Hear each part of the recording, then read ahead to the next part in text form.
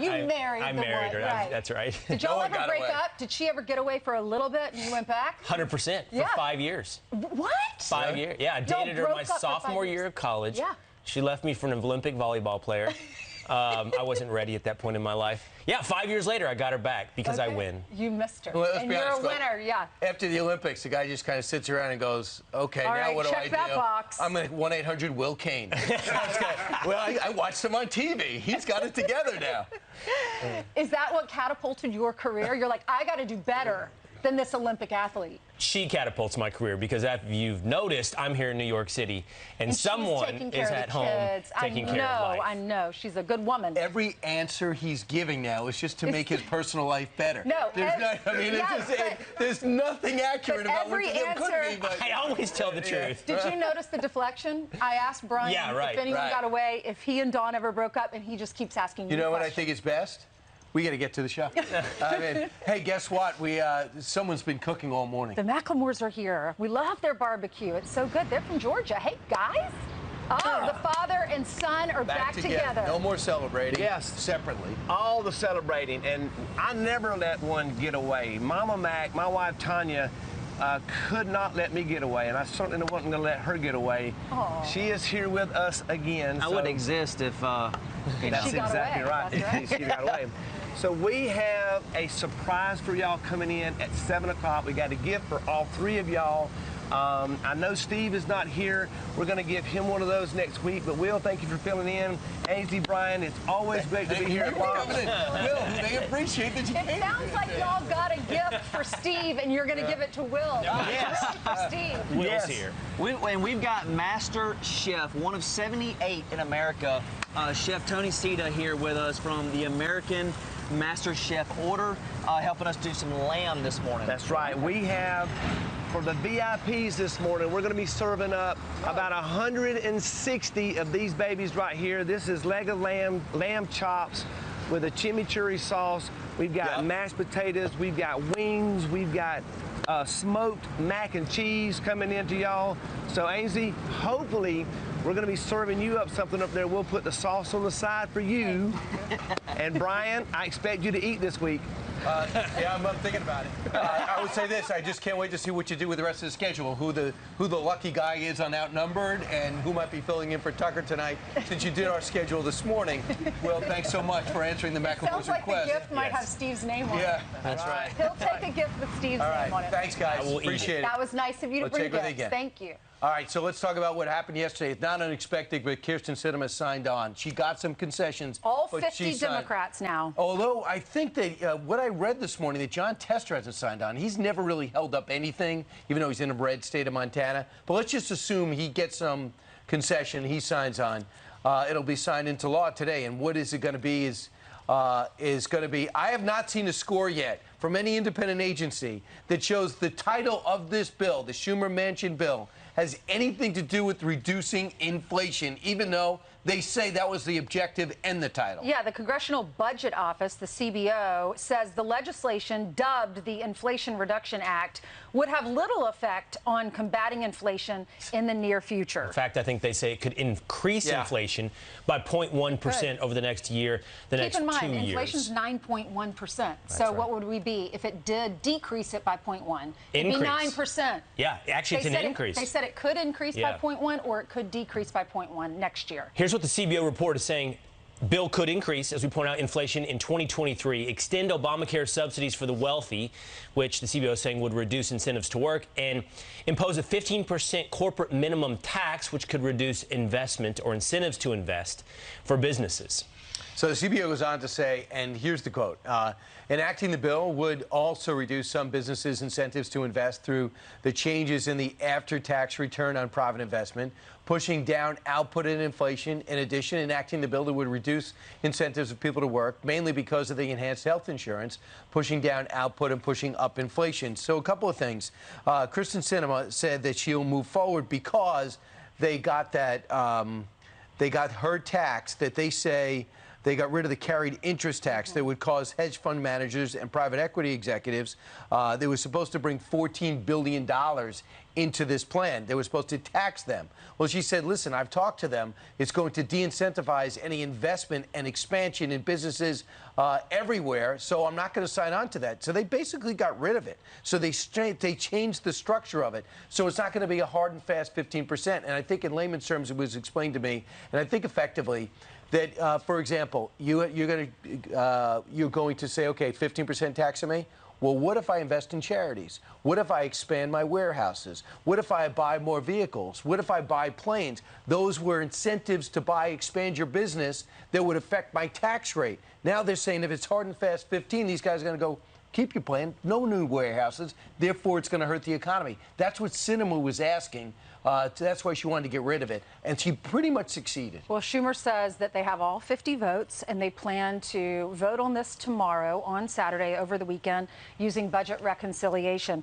But there was a letter written on August 3rd by 230 top economists in our country, and they sent this to the House and Senate leadership. It was written by former chairman of the Council of Economic Advisors, the former director of the OMB, the former president of the Federal Reserve Board, and lots of professors from Princeton, UVA, Notre Dame, Duke, Columbia, and the University of Chicago. And what did that letter say, Will? It said the following things. It said the inaptly named Inflation Reduction Act of 2022 would do nothing of the sort and instead would perpetuate the same fiscal policy errors that have helped precipitate the current troubling economic climate. 230 economists saying this will inflame the problems in the economy, not reduce inflation, not solve our economic troubles. And a lot of Republicans are saying this is going to raise taxes on your family if you make under $200,000. Some are saying if you make under $400,000. The president is saying that's not true. Larry Kudlow talked about how this Inflation Reduction Act will actually cause a tax hike for your family. Listen. The idea that it's inflation reduction is something out of George Orwell. It's not. By the way, the CBO came out with a preliminary scorecard, just preliminary stuff. But actually the deficit gets worse for the next 4 years until it gets better after that. But the getting better is full of gimmicks, so I don't believe a word of it. And anybody who thinks more federal spending is not inflationary, or all these tax hikes, as you say, they're middle-class tax hikes. I agree with that. Pretty much across the board tax hike. The business tax hikes, Sean, are going to be brutal and will have a bad impact on real wages and typical family incomes. Just and by the way, Lindsey Graham's going to talk more about this a little while later. And Larry Kudlow, I would offer, not only does he know his stuff, but he's just been in government, so all these numbers are fresh to him. What does the fossil fuel industry get? Well, they have pledged by September to make more federal land available for drilling and expand tax credits for coal and oil burning plans to do carbon capture. So in theory, if you can capture the carbon, you can burn the coal and the oil. They're also going to bring money to wind and solar areas that have closed coal plants. So those men and women who worked in the coal industry and closed plants now have an opportunity to do something with clean energy. And they also have money set aside for people with black lung. $60 billion to poor communities because they say they are unfairly inflicted with fossil fuel pollution. $60 billion to encourage clean energy usage. Billions in rebates to anyone who buys an energy appliance, whether it's your dryer or washing machine.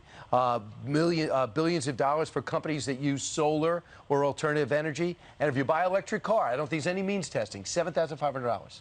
So you buy an electric car, take $7,500 off the top. $369 billion investment in climate and clean energy, which you really have to it's mind-boggling considering what's going on right now. That with how much money we spent during the pandemic and looking at our deficit right now and looking at inflation and our economy, which many people think is in a recession. Two things that a lot of Republicans worry about: so much money, tens of billions, $80 billion to the IRS, which could mean audits for everyone. Oh, they muscled them up. Yeah, I mean, why are they doing that? Right. They you think they're just going after Jeff Bezos? They think all these audits are going to bring in more money than they're going to spend. Harassment. More than $80 billion. Exactly. Right. Yep. Also in the news, covering up for Hunter Biden, the FBI director now admits that he has some concerns about the agency's handling of the president's son. When I read the letter that describes the kinds of things that you're talking. Has been arrested 101 times, and the serial shoplifter has been released almost every time thanks to New York's bail reform law. Crime in New York is so bad, an MMA fighter was forced to step in and take down a man accused of assault. They were literally my martial arts side kicks in, and I was like, you know, yeah, we got to put this guy away, because in my mind, I'm thinking about my parents, because they're older, because he hit an old man, he hit a younger person. So what's to say he's not going to hit another person? Yeah, this as the New York Post reports that 10 career criminals have been arrested nearly 500 times under new bail policies. Now to a Fox News alert, frightening moments in New Mexico as a driver plows through a parade, leaving 2 police officers and several others injured. Authorities say the driver sped through the middle of a parade celebrating Native American culture. The driver and 2 other passengers are now in custody. The investigation into this incident is ongoing. Former TV news anchor Kari Lake coming out on top in Arizona's gubernatorial primary. She narrowly defeated businesswoman Karen Taylor Robeson, who was backed by former Vice President Mike Pence. Lake is among a long list of primary winners backed by former President Donald Trump. She'll face Democrat Secretary of State Katie Hobbs in Arizona's governor's race this November. And an incredible team effort by the Los Angeles Angels, the Cubs tying a major league record with 7 solo home runs last night. 2 of those coming from superstar Shohei Ohtani.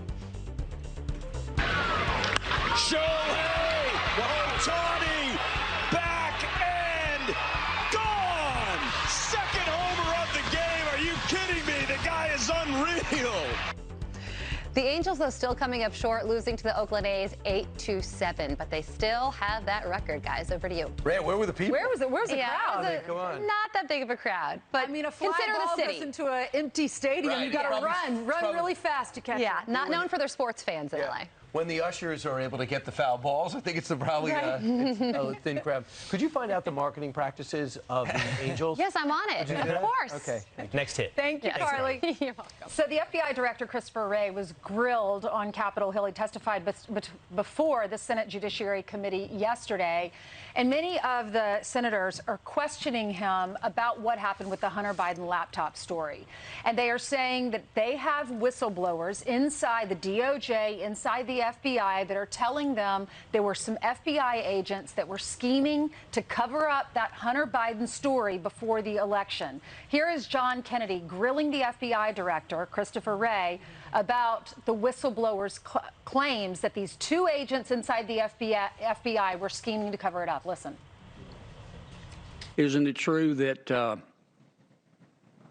Tebow, Agent Tebow, excuse me, and FBI Supervisory Intelligence Analyst Brian Otan covered up derogatory information about Mr. Hunter Biden while working for the FBI? Again, I want to be very careful not to interfere with ongoing personnel matters. I should say that when I read the letter that describes the kinds of things that you're talking about, I found it deeply troubling. In reference to the Hunter Biden story, which gained a lot of attention in terms of media censorship, but behind the scenes, John Paul MacIsaac, for example, the man who had Hunter Biden's laptop and attempted to turn it over to the FBI, has said he was continuously rebuffed, both when he was approached, or rather when he or his relatives approached an FBI office in Albuquerque and then in Washington, D.C., multiple attempts to turn over the Hunter Biden laptop. And now what these whistleblowers are telling Republican senators is that immediately the FBI was classifying this as disinformation. Immediately didn't he downplaying. give the hard drive then to Rudy Giuliani? He tried to give after it to the being FBI? rebuffed. Yes, he took it to Rudy Giuliani. They treated him extremely rude, like almost threatened him. It's unbelievable the account they had of his father and him being hassled there. So it's very frustrating to listen to Christopher Wray. I think Dick Cheney called and said, pick up the energy. I mean, he's actually lower energy than I've ever seen anyone publicly. He doesn't want to say anything. And the thing is, this would be an opportunity to start cleaning house. Doesn't he want to preside over an FBI that was troubled when you took it over because of an egomaniac called James Comey? And then you could start gutting it out. Every time this Michigan debacle with the kidnapping that was totally overblown, looked like to be an FBI operation, to now the ongoing thing with Hunter Biden, the Russian mess. He wouldn't use the word hoax, but he did acknowledge that there was no there. Why wouldn't you come out and directly attack these things? And now you keep on saying an ongoing investigation. I don't want to corrupt the process. It's extremely frustrating to listen to him because we have a right to know what is wrong with an agency we depend so much on. You know, and when you have an agency as high as the FBI, and it could be prison time if you are found guilty of something. When you're working inside the agency and you see that something is going wrong, or someone is scheming or covering up a story, and you want to talk about it, you're scared because you're scared of retaliation. You might lose your job. They might go after you. They might, no telling what they'll do. If they're able to cover up a story, what would they do to you? And so these people inside the DOJ and FBI go to these senators. They go to Chuck Grassley, and they go to, who was the other senator? It was Chuck Grassley and Ron Johnson who were in charge of this. And they tell them what's going on inside that really concerned them. They asked Christopher Wray, make sure you protect these whistleblowers because they're doing the right thing, and make sure there's no retaliation. This is what Christopher Wray said. We will be scrupulous in our adherence to the rules related to whistleblowers. Obviously, if there are allegations of misconduct by FBI employees, we want to make sure that we get that information so that we can use the tools that we have to go after that conduct. But certainly, I condemn in the strongest possible terms any prospect of retaliation against whistleblowers. And they should know that if they do get fired, they will go right to MSNBC. Or CNN, and there'll be a bidding war for their. Senator Josh Hawley, all over this story too, directly asked him some questions, and again, the circus begins. Listen. You've got to start holding these people accountable, and you've got to start firing people. I mean, that's at the end of the day what needs to happen here, and it should start with Wray. I mean, you mentioned Donald Trump. Let's remember that in 2016, the FBI lied to a secret court, falsified evidence in order to get a wiretap on the Trump campaign. And they lied about it. It was so bad, the court said that they didn't have any confidence in what DOJ and the FBI were telling them in other cases. And yet all of those people are still employed at the FBI and at DOJ. All of them should be gone. The director should be gone. Merrick Garland should be gone for what he's done since he's been in office. That's how you get some accountability here. So I think the big takeaway here is that what's obvious is the American people have lost trust in their media institutions. However, it's bigger and deeper than simply the media institutions. We have to remember that when this Hunter Biden scandal came out, there was a letter by numerous dozens of people within the national intelligence community, including the FBI, who immediately dismissed it as disinformation. We now know, obviously, it was not disinformation. And Josh Hawley is right. The American people have not just lost trust in the media, they have lost trust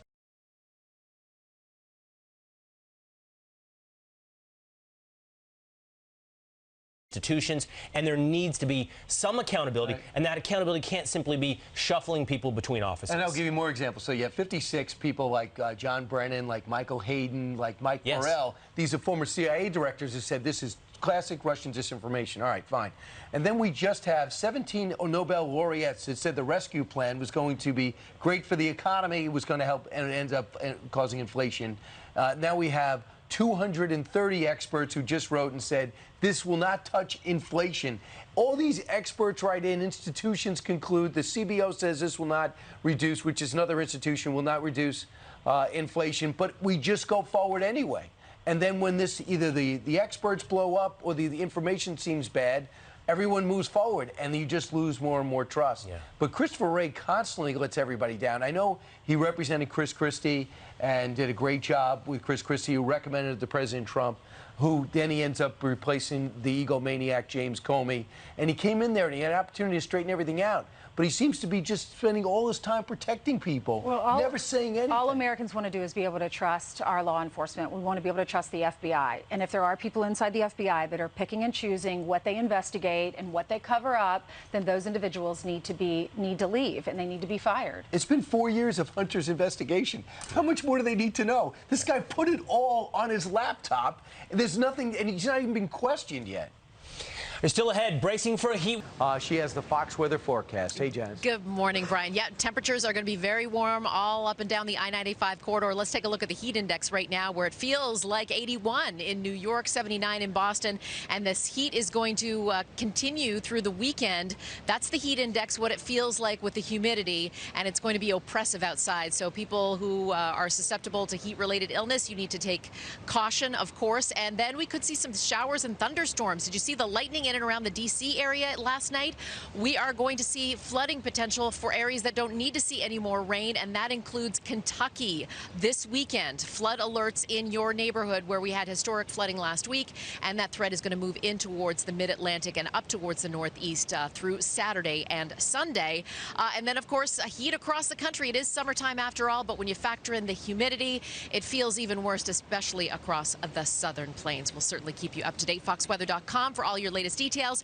I'm going to toss to Carly, but I have to plug the fact that we did a podcast with you and Ainsley that's going to air on Sunday, and it is amazing. We had so much fun. It was three girlfriends chatting about what matters to us. It was so fun. I appreciate the opportunity. Let's do it again. Sounds good. All right.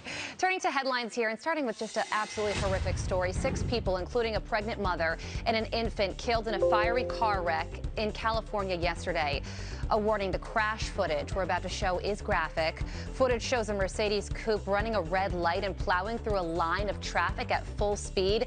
At least 6 vehicles were involved in the accident. 3 burst into flames. The driver of the Mercedes survived the crash. Officials expect multiple charges to be filed.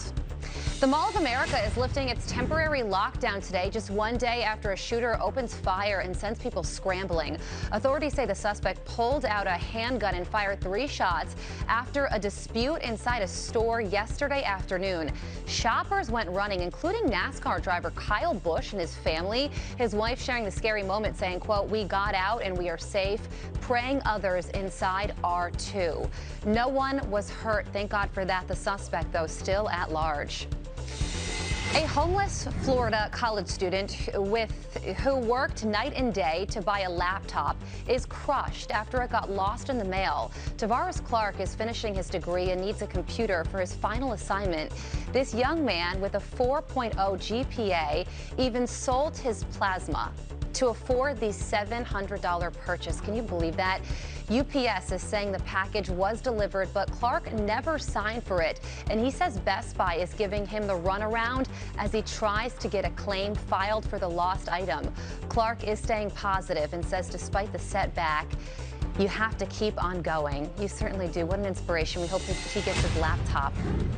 An Indiana barbershop is thanking local law enforcement by offering free haircuts through the end of August. The owner of Maxwell says it's a great way to pay it forward, calling it a small favor to put people who put their lives on the line every single day. They've already given out over 50 haircuts free of charge. The offer is also extended to corrections officers and dispatchers. Everybody gets a free haircut there. It's a very short haircut. Everyone's getting the same haircut. Tight, baby. Absolutely. All right. Thank you very much, Carly. 27 minutes down before the top of the hour.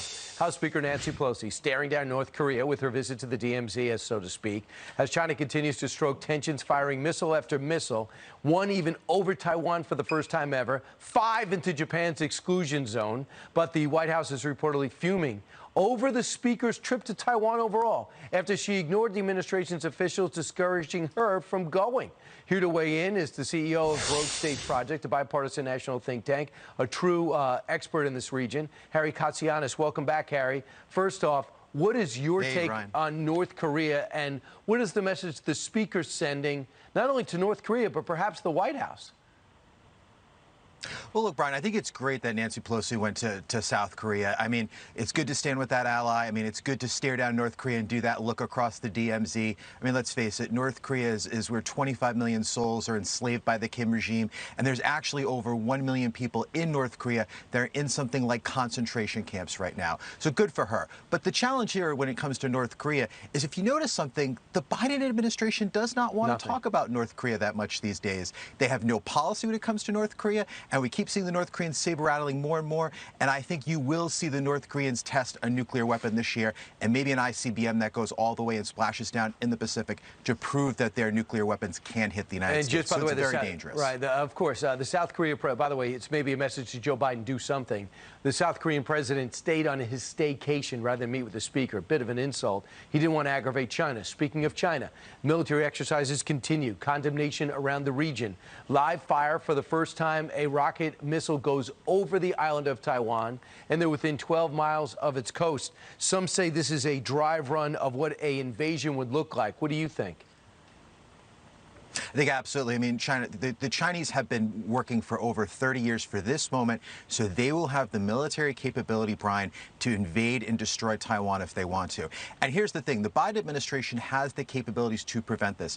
Keep in mind, Brian, a lot of the Taiwanese military capabilities are ancient. For example, the Taiwanese submarines, 2 of them are from World War II that we gave them. A lot of their tanks, military technology is from the 50s, 60s, 70s. It's old Cold War technology. So we have the capability to arm the Taiwanese right now, just like we're doing with Ukraine, to make sure they have the best tools that they need so the Chinese would never come and try to attack them. Essentially, Brian, turn Taiwan into a giant porcupine. So if China reaches out and tries to grab for Taiwan, they're going to get hurt. Harry, not only are they not doing that, but they canceled another intercontinental ballistic missile test to avoid angering China.